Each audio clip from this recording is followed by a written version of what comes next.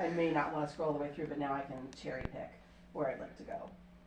I do too. Like sometimes you start reading something that looks good and then you're like, this is a 25-minute read, and I'm like, I'm not that interested in the topic, I'm out.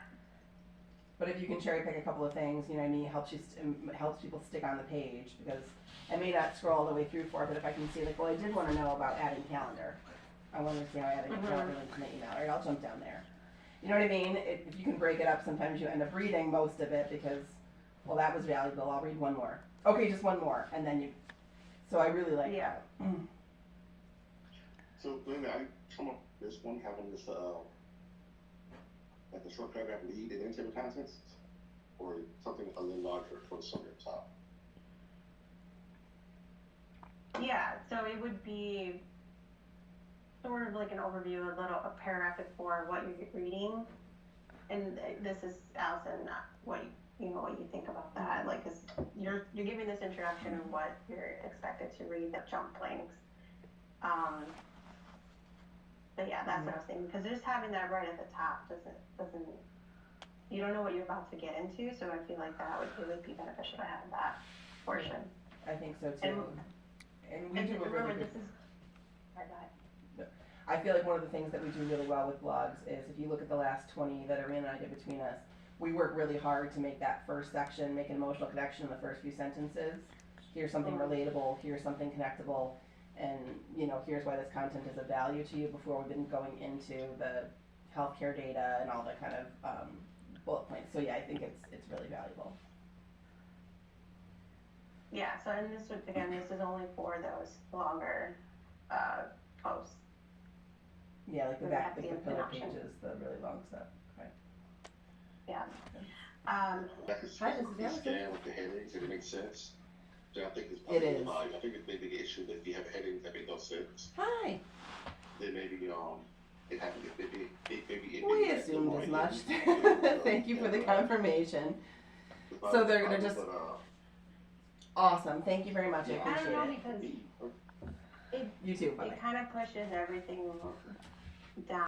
Right, or a recipe blog, or I want to skip right to understanding how I steal the crack in this. That I would want the table of contents, but because this is something where we really want to convert people, I think it's important to have that initial section where you're talking about, you're addressing somebody's literal and figurative pain points. You're making that emotional connection to the content, and then you go down through it. Because even if somebody all they did was scan that and decide like, well, this isn't quite a right fit for my pain, they're going to stay on the site and look at other pages. So I totally get where you're at. I think it's just this one has to make that kind of connection. Yeah. And so yeah, I think I'm wondering first, does it apply to me? Because I don't know if I'm part of this thing you guys are talking about. And then if you determine, then I need to read the paragraph to know. And then if I'm like, oh, you know what, that is me. I'm not alone. I'm feeling pain. These people can help. Now I'm going to decide I'm going to read on. But if I saw the table of contents, I would probably click off. Yeah. Because I'm not bought into it yet. Like you said, in a recipe, I'd be like, all right, I'm bought into the picture. Now let's look at let's look at the ingredients and figure out if I'm going to do it. This one is less like of that outline focus, I feel like. Yeah, it requires us to make a connection versus a piece of content that has a straightforward value.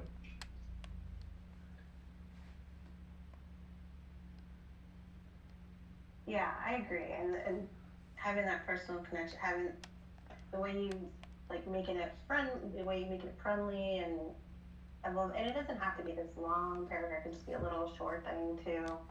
I think it's beneficial.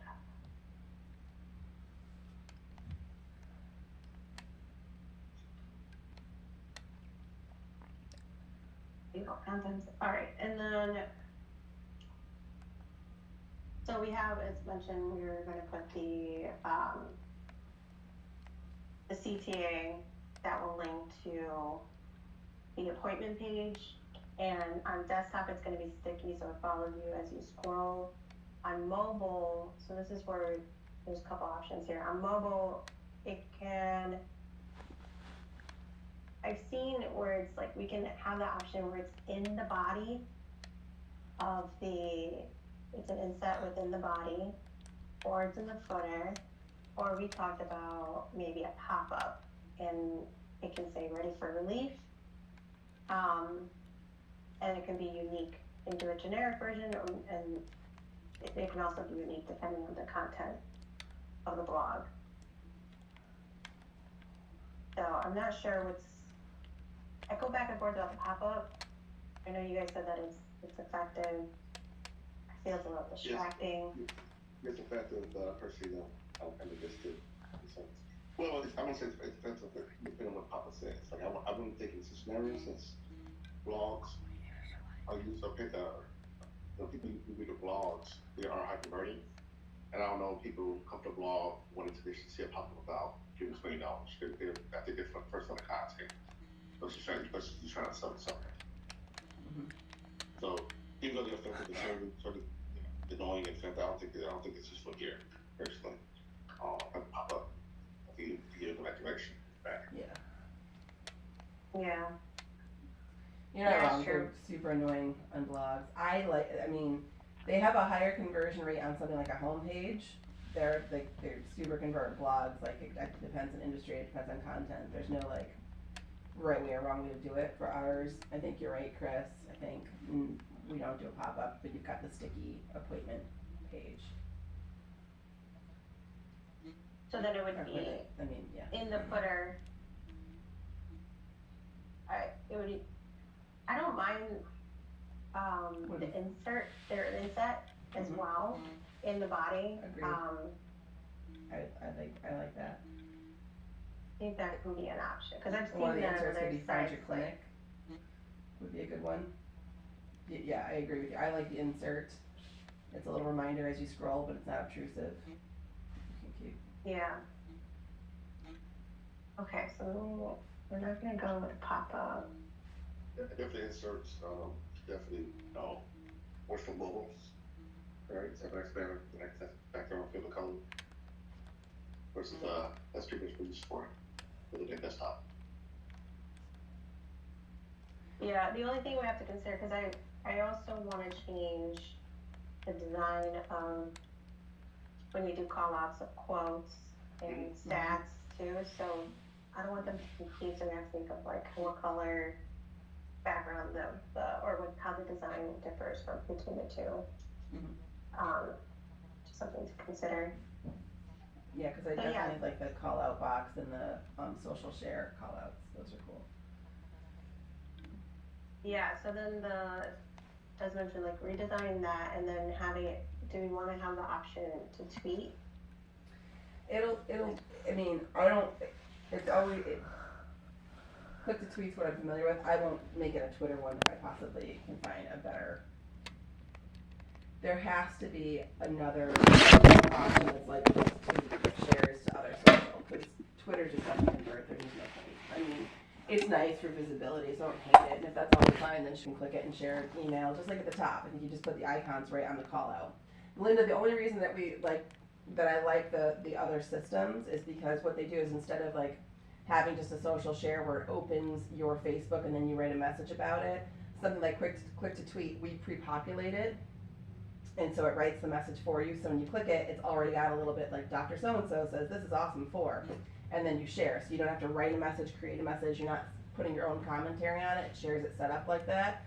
So those are the features I was looking at. Right now, click to tweet's the only one I'm familiar with, but there's gotta be another. And if we can't find that, then we'll just use our social share icons and you can we'll have the call out and the preview, and that's fine. I like the control of that. Plus, I like the ease of it for user experience. There are a lot of plugins. We kind of personal plugins that features rich. They don't streamline, but we definitely don't like them. It's actually expensive, but most of the plugins coming right now that's most sophisticated is paid plugins, maybe $50, something like that. Okay. So they can do that for you. Cool. That would be great. And if not, like I said, we've got to definitely write the quote. It's a call out, and now you can share it. It's like so you've got some elements of it pre-populated for people to share, but need the image preview and the title. Yeah. Okay, great. We'll go forward with that. The last thing was redesign and updating the content for subscribing to the newsletter in the footer. And that's it. So next steps, what I have, let's see, so the categories, we need to determine that list of categories. And then we have to put a list together of the blogs that that are within those categories, so that they would populate when we design those. And then also, identify the featured blog at the top, or most popular blogs. And then I also want to redesign some of the hero images that will be at the top. So redesigning those, and then if we do want to do any of those special cards, if we want to have a YouTube video identifying which videos or what are those special cards. Some SEO updates is just updating some of the H2s and alt tags, and then copy for newsletter, call out CTA, and social CTA. And then Chris, we have to consider, once we've updated the design of the cards on other pages, updating those. Yeah, and that's what I have. Chris, as far as the timeline goes, so how are you feeling? How comfortable are you with a timeline? So we talked about at the end of the week, we're going to show the Figma mock-ups based off these wireframes, and then let's see, I'll pull up the calendar. So, and then development for 2 weeks, and then testing and updating for 3 days, and then launching on the 29th. This is fairly tight, but it's doable. But I know this kind of walked over the power frame, but we want to get start to do a little more reading, a little more events as far as like what it takes to pull off what you want to do off on the website. Then I can come back and get back to you about if this timeline is suitable. But right now, it appears just not enough. Kind of tight, just not enough. But again, so once I look at the buffer a little more, and that's we should talk about a little more. So I think all officials want to click into it. I got to sort of like block out, how to take to accomplish some of those things. A little detail. Yes, what I'm trying to figure out is, like, definitely the mock-up by the week, and if I don't want to, if you put the time into it the following week for development, but then feel like you're not going to make that deadline, I'd rather give it to LLT, like your final Figma mock-ups, and then have them develop, and then so that way you can work on something else that a timeline that you're more comfortable with. And that's what I'm trying to figure out. Yeah, we'll touch base. I think I need to put a little more exactly what everything's going on behind the scenes. Like I said, it seems doable off the bat, but that's just on me. We're together, so we have to be sure. That's what we're saying. Like, we gotta be tight. If you're not totally tight on it, it might be better for us to outsource it to make sure the stuff gets done. We don't want to kind of leave it open to like a maybe. That's what we're working towards. Yeah, so let me take some time to look at anything that's been done. I put hours to it. There's a lot of real things that can be done, the tasks done. On my end, as far as also Alex's end, then of course there's design as well. And then there's slight impact, what things on the site as well. See what we was talking about other parts of the pages, how those cards look, impact as well. So I would say sometime tomorrow I can give you a different answer about the timeline. And Lena, Can you do the mock-up, or do you want me to do the mock-up? Or you want me to work it together? We can work on it together. I would like for you to create the Figma mockups, and then Mhm. as you're creating them, I can work with you and like provide you the sidebar image or anything else that you need. Alright. Okay. Okay, This is great. great. Super Anything else, excited. guys? No, I'm just, thank you for all your hard work on this. I know we've spent a lot of time talking about it, and I think what has come together is Yeah. really cool and going to be really valuable. I'm excited. Thanks. I Yeah. think this is awesome. Really great work.